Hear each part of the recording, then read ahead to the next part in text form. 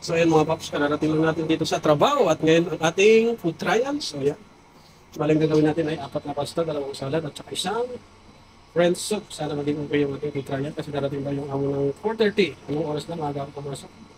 Oras is 3 o'clock, nandito na ako kasi para mas maganda yung ating outcome ng ating food trial.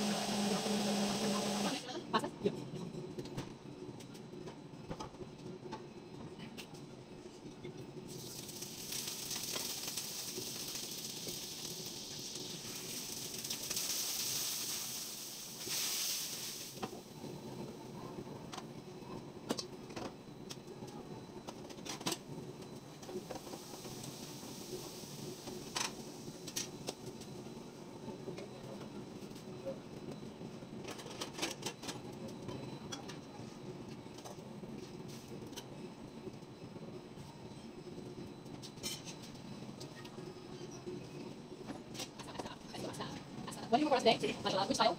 Mashallah. Yes, please. Okay. What?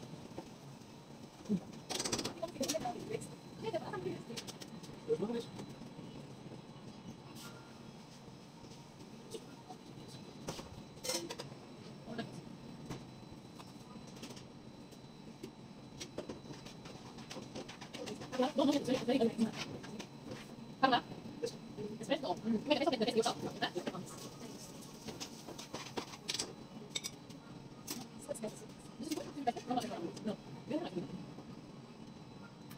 Okay.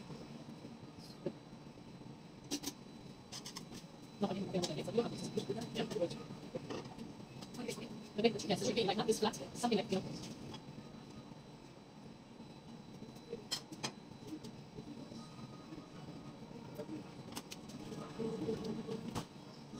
What was the What's that?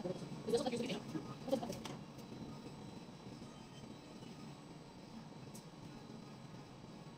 Yeah. Yeah.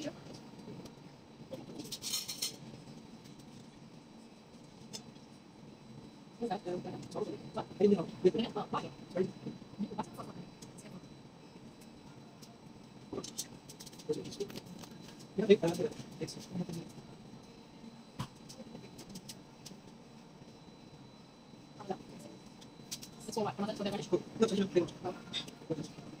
But like, why don't you sprinkle it rather than like this? Yeah.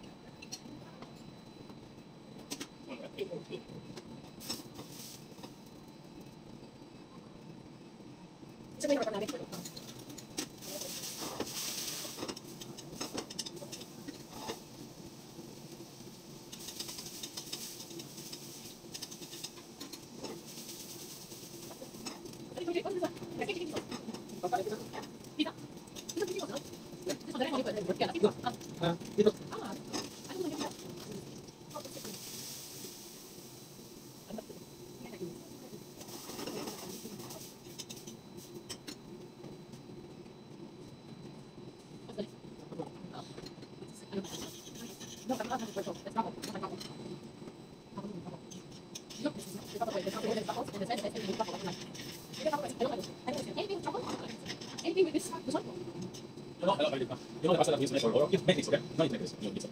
Okay. What do you use to make? We use to make macaroni and cheese. Okay, we try.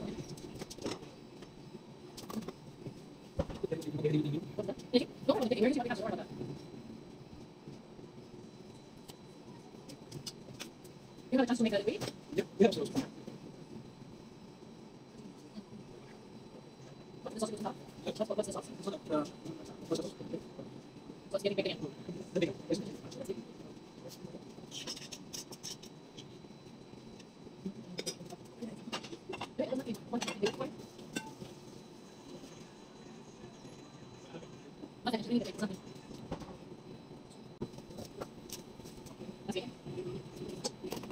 How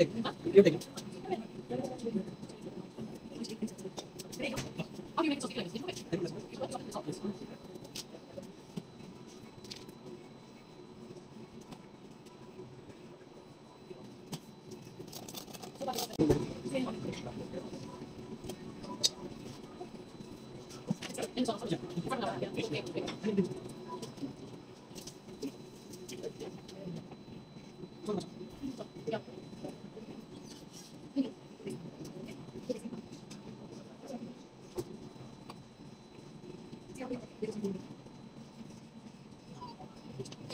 it.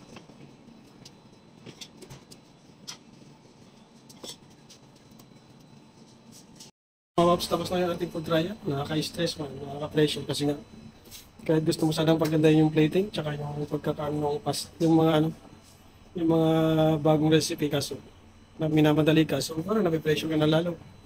Pero ayos naman, at least naginhawaan na kasi natapos na yung ating food trial. So bali, dalawang salad yun, pero sa Thursday na lang daw yung isa. Isang soup, isang salad. Tapos, 4 na pasta. Pero 3 yung ginawa ko kasi yung isang pasta daw sa Huwebes, so isang salad saka isang pasta. Tapos yung comment nila is yung pasta daw na Italian, papartneran nila na tandoori mga paps, magiging ano yun, Italian saka Indian. Yan, trip nila yun eh. So, yun talaga yun. Yung suggestion ng amo namin tsaka yung marketing. Yun lang, hindi ko pala nakita yung mga plating ko tsaka yung mga niluto ko kasi nga, minadalingan nila yung yung pag-serve ng pagkain.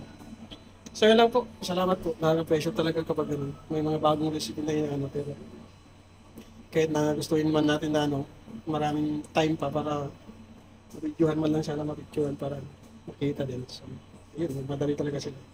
So yun lang po. Pagkatapos nilang kumain, yun, umalis na agad. Tapos message na lang ako ng aming marketing, yung comments nila sa suggestion.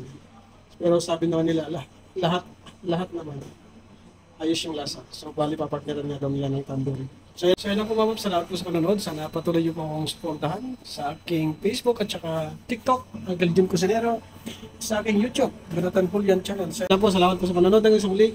Thank you, bye-bye.